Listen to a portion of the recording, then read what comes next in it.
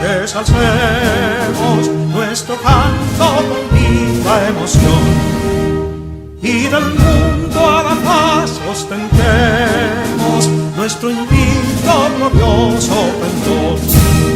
Salve el pueblo que intrépido y fuerte a la guerra a morir se lanzó, cuando en bélico reto de muerte sus cadenas de esclavos rompió. De patria para siempre y patria para todos. En la actualidad tenemos en el vecino de Haití las tropas kenianas.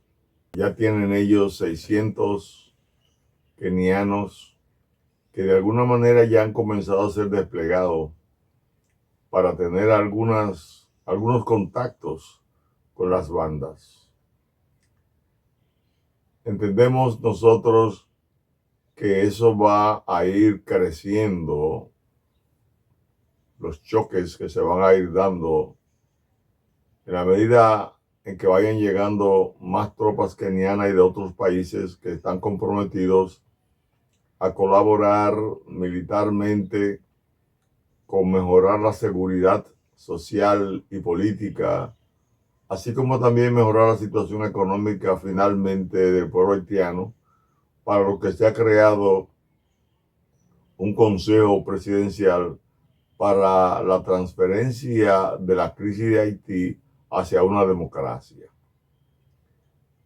Uno se preguntaría qué va a ocurrir en la medida que se vayan desarrollando los combates, las persecuciones. Entendemos que los sectores que están detrás de las bandas, porque algún sector de poder económico, social y hasta político puede estar detrás de las bandas, unas bandas que tienen su origen en su gran mayoría en haberle servido a otros gobiernos de manera anárquica, diríamos nosotros, irregular, pero existen. Hemos pensado que en algún momento podrán, ya no por la misma frontera tal vez, sino por la frontera marítima que tenemos o por el área marítima que tenemos nosotros, una isla, podrán llegar de alguna manera huyendo a introducirse al país. Y hemos sugerido que se conformen en todos los municipios y distritos municipales del país, como el gobierno lo entienda, de acuerdo a su estrategia militar, pero nosotros lo planteamos porque hay que prevenir. Hay que crear los comités de defensa de la soberanía nacional, porque la historia nos demuestra a nosotros que podemos ser tocados en medio del desarrollo de esta crisis que está en Haití, ya el desarrollo de las confrontaciones militares entre las bandas y los efectivos kenianos y de otras naciones. ¿Por qué decimos esto? Cuando uno revisa la historia del hermano país de Haití, se da cuenta que en algunas ocasiones de la historia del hermano país de Haití, situaciones que se han producido entre ellos han repercutido en nosotros.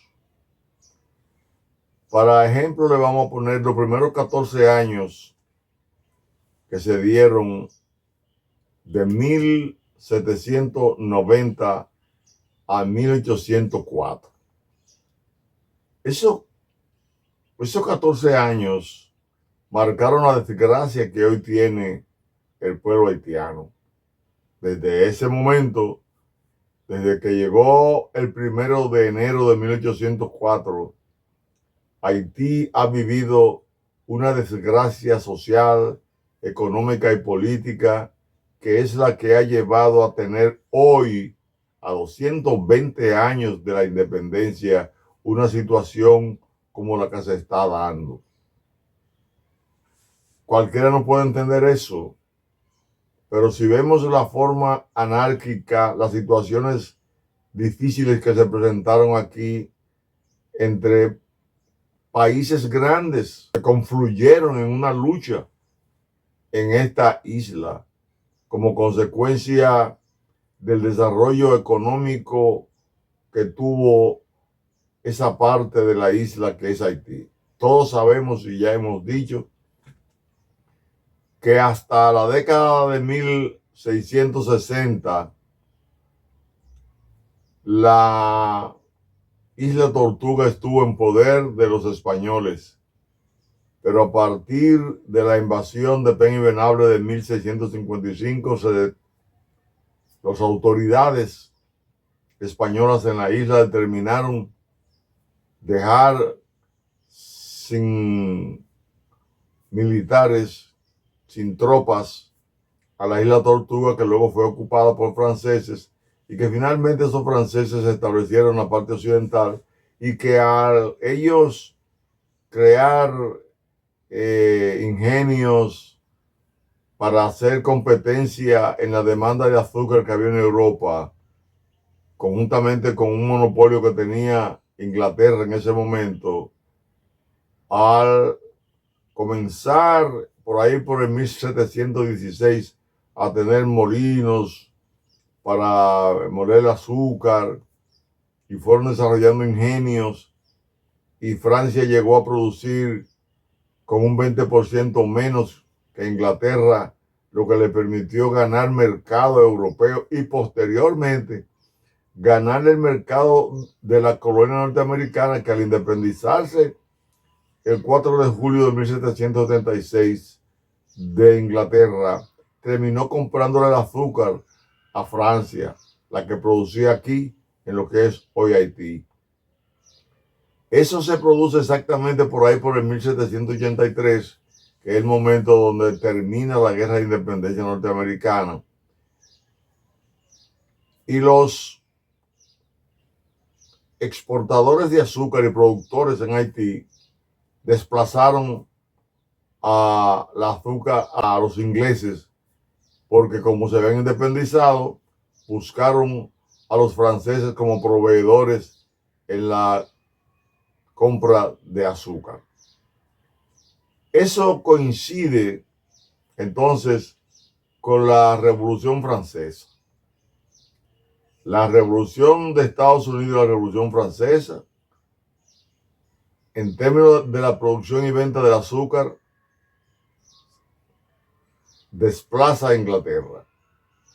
Pero eso provoca que una vez se dé la Revolución Francesa y los girondinos son vencidos por los jacobinos, siendo los jacobinos más radicales, estos entraron en guerra seguido con Holanda, Inglaterra y España. En tanto, esas grandes naciones pelean entre sí por las posiciones que tenían de dominio aquí en América y específicamente en esta isla. En tanto ellos entran en guerra, es afectada hasta el día de hoy la parte que corresponde a Haití, y nosotros tocamos de alguna manera de refilón, como dice la gente, tocamos también la situación de lucha de esas grandes naciones. ¿Cómo ocurre esto? Pongamos atención. Cuando se comienza a producir azúcar en esta parte de la isla, son colonos blancos que se asientan en la parte de Haití para producir azúcar, y traen a algunos blancos comprometidos a trabajar para ellos. O sea, el azúcar se producía en principio por franceses muy pobres que le servían a los colonos, pero a su vez los colonos pasaron a tener una dependencia en el comercio del azúcar y en el comercio de todo lo que se vendía en la parte oriental de la isla, como ocurrió antes aquí en la parte española, porque los españoles, cuando nos descubren y comienzan a negociar y a mandar y a extraer oro, etcétera, y forman aquí gobernadores, ellos crean la compañía que monopolizaba la compra y venta de todos los productos en la isla. Todos recuerdan la Casa de Contratación de Sevilla. Era a través de eso que tenía que hacerse todas las negociaciones. Pues también los franceses, a través del exclusive, o sea, la exclusividad de que los productos había que manejarlo a través del sistema que ellos habían creado. Lo mismo hizo Inglaterra, la Navigation Law, donde las tres grandes naciones monopolizaban y se enfrentaban en los mares y había piratería, porque el objetivo era participar de las grandes riquezas que se habían descubierto aquí, y la producción de azúcar pasó a ser una de ellas. Bueno, hubo que comenzar a importar esclavos negros de África, y los esclavos llegaron a ser en algún momento una masa social mayor. Había más esclavos negros que colonos y blancos comprometidos. Pero el monopolio real del comercio, que se le llamó triangular, estaba en poder de la burguesía mercantilista francesa, que era la que se llevaba de aquí el azúcar, por ejemplo, en el caso de Francia y Saint-Domingue, en la parte de Haití. Ese monopolio, ellos se llevaban el azúcar hacia allá, vendían el azúcar allá, entonces allá compraban provisiones, cosas que necesitaban las tribus de África, y la vendían allá más caro, le sacaban dinero, también ganancias, y con esas ganancias compraban muchos esclavos, y esos esclavos entonces los vendían caro aquí, ganando tanto en la exportación de azúcar hacia Francia, en la compra de manufacturas para llevarla a África y allí ganarle más, y entonces aumentar las ganancias al comprar muchos esclavos con las ganancias que habían tenido, traerla aquí y vender los esclavos caros, porque los esclavos se morían, el promedio de vida eran de 7 años. Se morían rápido. Entonces, con todo ese dinero que habían engrosado, que se había aumentado, compraban más azúcar. Mientras tanto, los colonos que producían azúcar nada más ganaban con el azúcar, pero la burguesía mercantilista ganaba con todo ese negocio que hacía. Esto provocó un repudio de los colonos hacia la burguesía mercantil, y cuando la Revolución Francesa estalla, ya tanto los blancos que habían aquí colonos como los negros, los mulatos, hijos de negras y blancos, protegidos por el Código Carolingio de 1685 en su artículo 59, pues a ellos había que darle la libertad, ser hombres libres. Entonces ya teníamos como ciudadanos libres aquí a los blancos y a los mulatos, mientras los negros eran esclavos. Ocurre entonces que la Revolución Francesa trae consigo la abolición de la esclavitud, pero lo que querían tener libertad para negociar ellos eran los blancos y los mulatos. No contaban con los negros, esclavos. Lucharon y obtuvieron, por ejemplo, el 8 de marzo de 1790, la libertad de poder negociar con las naciones que fuere. O sea, se erradicó el monopolio del comercio, dándole participación directa a los colonos blancos, que ya en el 1784 habían obtenido licencia para ellos negociar con unos 8 países. Pero ya el 8 de marzo de 1790 tuvieron ellos la libertad de vender, comprar, para revender. Esa libertad que se le dio a los blancos y a los mulatos perdieron porque eran menos. En el proceso y dinámica de compra y venta, producción, los mulatos no tenían las mismas ganancias, y era todo por las ganancias. Todo lo que se está dando por las ganancias. Resulta entonces que los negros, un día 14 de agosto de 1791, se levantan. Ellos quieren también su libertad, la igualdad, la confraternidad que se formó como consecuencia de la Revolución Francesa. Ellos tuvieron acceso a esa información y se levantan. Al levantarse, bajo la dirección principal de Toussaint Louverture, los españoles que estaban aquí en esta parte de la isla quisieron defender a los negros, porque al defender a los negros, si los negros le ganaban a los franceses, los españoles de aquí, de esta parte oriental de la isla, podían recuperar una serie de terrenos que habían perdido. Se involucran. Pero ¿qué ocurre? Los blancos franceses se aliaron a los ingleses, los mulatos a los franceses, y hubo una lucha de los blancos y los mulatos contra los esclavos.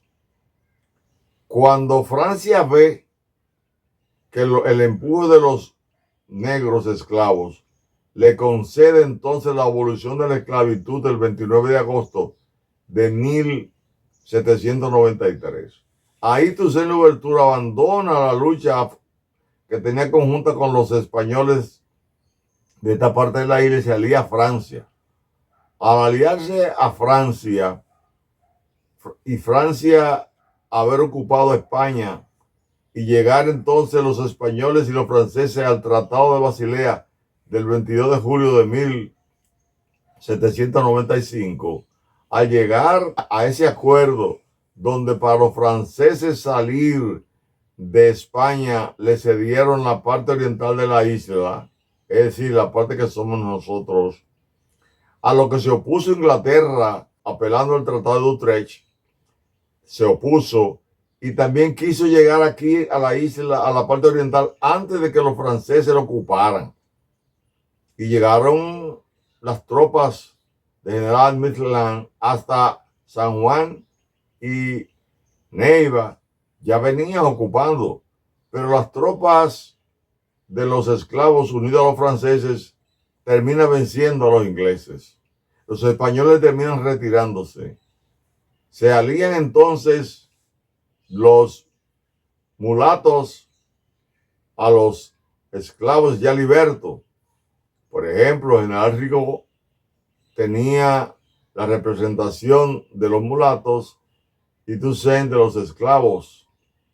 Pero ocurre que General Lavaux, que era también de los franceses, unido a ellos, constituyeron una fuerza, pero esa fuerza no duró mucho, porque los mulatos se oponían a los negros. Inclusive General Rigaud decía que no se podía dejar de dirigir de un negro como Toussaint Louverture, que hace poco tiempo era esclavo y ahora era general de los ejércitos.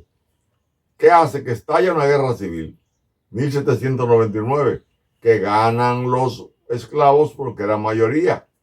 Al ganar los esclavos, Toussaint Louverture tenía el poder ya de la isla completa, porque la ocupó el 26 de enero de 1801, terminó ocupando la parte oriental.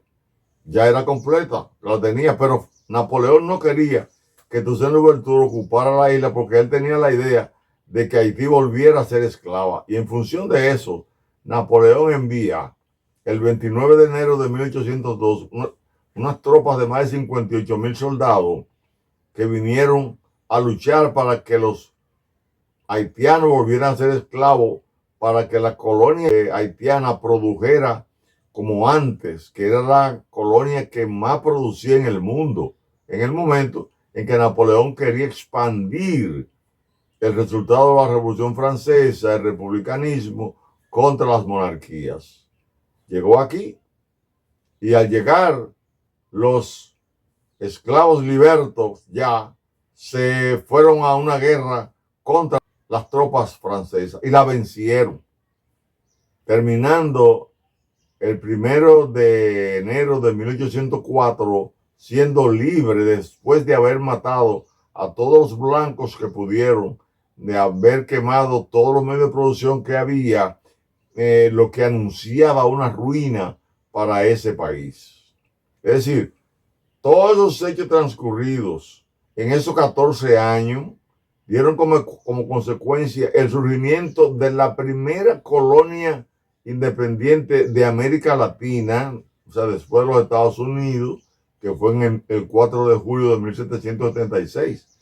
Esa primera independencia trajo consigo la pobreza, el odio, la falta de confianza en los diferentes sectores del poder internacional y que estaban fuera de la alianza con los esclavos negros. Esos esclavos se han manejado durante 220 años, es decir, del 1804 al 2024, bajo el odio, bajo la imposibilidad de una unidad entre ellos, porque el problema grave es que siguieron siendo negros quienes gobernaban, siguieron siendo esclavos quienes gobernaban, pero ellos no entendieron que la unidad de ellos era lo que podía darle la grandeza, la posibilidad de vivir en una nación que entonces fuera republicana, que fuera democrática, representativa, que tuviera que ser dirigido por los civiles. Ellos no han asimilado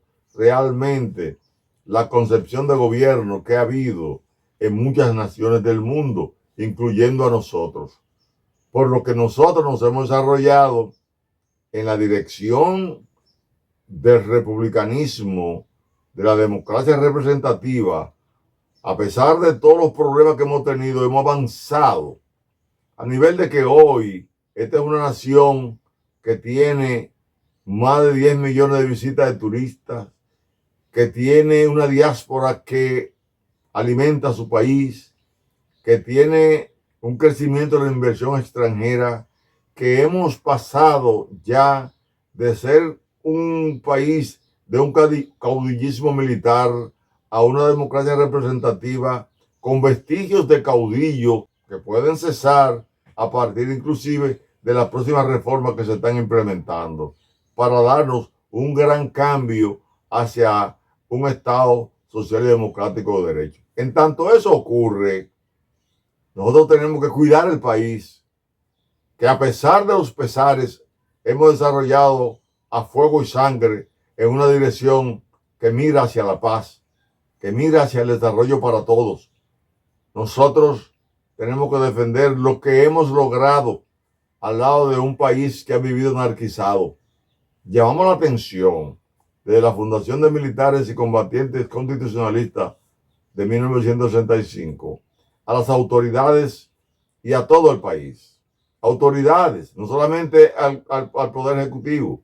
Llamamos a los poderes municipales, a los gobiernos municipales, para que entiendan que tenemos que estar preparados por si se desborda de alguna manera la situación haitiana. Nosotros abogamos, rogamos a Dios que aquel hermano país, de esta situación que están viviendo, surjan hombres y mujeres que entiendan que la unidad de la diversidad de ellos lo puede hacer salir de una anarquía de más de 2 siglos.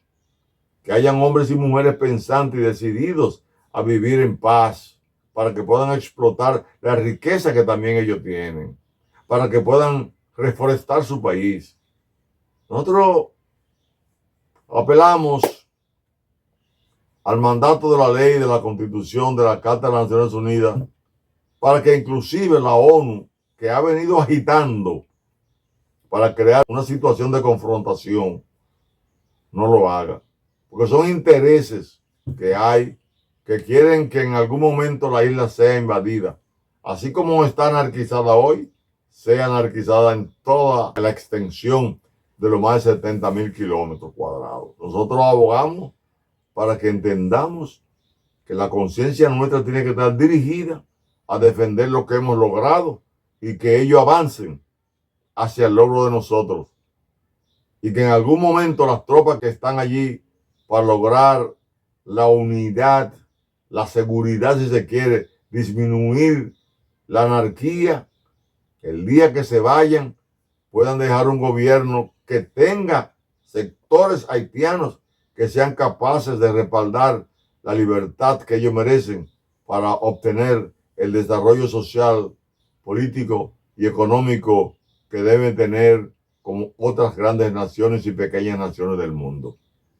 Hasta una próxima entrega, solamente le pedimos que entendamos que lo que está ocurriendo en Haití fue parido en los primeros 14 años que se dan a partir de la Revolución Francesa y anteriormente a la Revolución de Estados Unidos, cuando las grandes naciones quieren explotar inmisericordiamente a naciones pequeñas que no han sabido entender cuál ha sido su proceso, como es el caso de Haití. Bendiciones para todos.